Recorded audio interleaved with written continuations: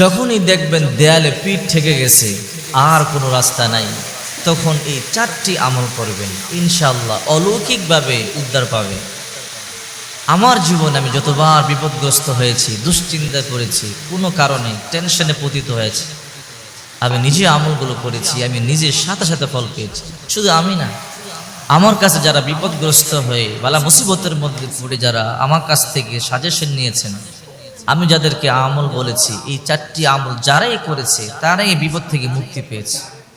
তো এই জন্য আমি বলতে চাই, যদি আপনি বিপদগ্রস্ত হয়ে পড়েন, দেয়ালে পিঠ ঠেকে যায়, আর কোনো রাস্তা নাই, তখন আপনি 4টি আমল করবেন, ইনশাআল্লাহ দ্রুত ফলাফল পাবেন। আল্লাহ অবশ্যই আপনাকে বিপদ থেকে দ্রুত মুক্তি দান করবেন। এর মধ্যে 1 নম্বর ইস্তিগফার, বেশি বেশি ইস্তিগফার পাঠ করবেন।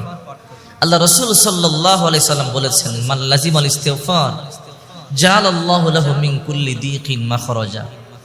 যে সব সময় ইস্তিগফারের সাথে লেগে থাকবে, 18 মতো, যে সব সময় ইস্তিগফার পাঠ করবে, আস্তাগফিরুল্লাহ রাব্বি মিন কুল্লি যামবি ওয়া আতুবু ইলাইহি, আস্তাগফিরুল্লাহ রাব্বি মিন কুল্লি যামবি ওয়া আতুবু ইলাইহি।